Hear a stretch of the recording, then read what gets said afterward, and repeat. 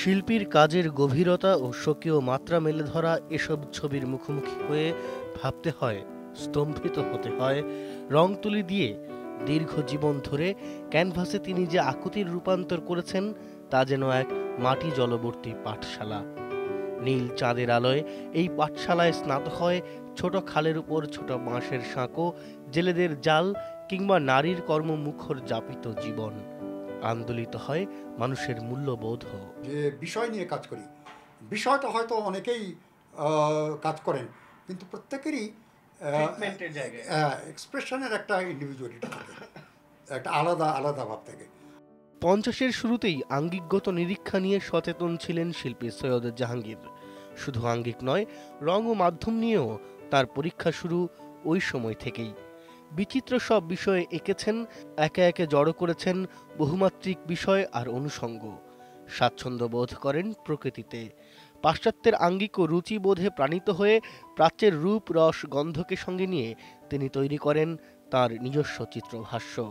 এতে ছবির চিত্রধর্মিতা ছাপিয়ে ওঠে তার শিল্পকর্মের একান্ত নিজস্ব ফর্ম ও রঙের উদ্ভাসন। কারণ ছবি আঁকা শিখেছি 5 বছর অনেক পরিশ্রম করে, এবং ছবি আঁকতে পারি, তো এটাকে ছাড়া আমি আর থাকবো না। এই করে প্রায় 22 বছর একটানা শুধু ছবি এঁকেছি। সৈয়দ জাহাঙ্গীর স্বদেশ, সকাল ও সমাজের যাপিত অভিজ্ঞতা থেকে রস আহরণ করেন। সে রসে সিঞ্চিত করেন তার নান্দনিক ক্যানভাসকে। শুধুমাত্র তুলিতে ক্যানভাসে নয়, চিত্রকলার সমালোচনা শাখাকে ঋদ্ধ করতে রেখেছেন গুরুত্বপূর্ণ ভূমিকা। আর্ট ক্রিটিসিজম নিয়ে আমি খুব সন্তুষ্ট না, তবে আবার অন্যদিকে বলতে হয় যে তবুও অনেক কাজ হচ্ছে, এখন অনেক গঠনমূলক সমালোচনা হচ্ছে। গুরু জয়নুলের পথেই তিনি হেঁটে চলেন। আছে তার ক্যানভাসের নিজস্ব মহিমা।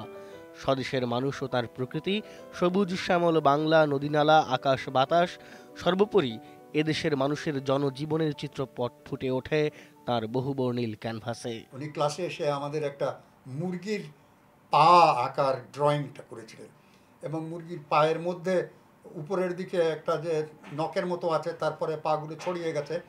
এগুলো এত সুন্দর, এত তাড়াতাড়ি কাজগুলো করেছিলেন, আমি দেখে একেবারে মুগ্ধ হয়ে গেছিলাম।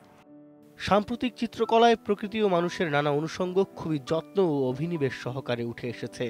নির্মাণ শৈলীতে এসেছে আশ্চর্য এক সহজ ছন্দ। সেটা তার সৃষ্টিকে করে তুলেছে তাৎপর্যময়। একের পর এক আমি কাজ করে যাচ্ছি, এখনও কাজ করছি, মাছ ধরার কাজ করছি, নৌকার কাজ করছি। এই সৃজন ভুবনে দৃষ্টিপাত করলে সহজেই উপলব্ধি করা যায় মানুষের প্রতি এই শিল্পীর আশ্চর্য সহমর্মিতা। শিমুল সালাহুদ্দিন, ইন্ডিপেন্ডেন্ট নিউজ।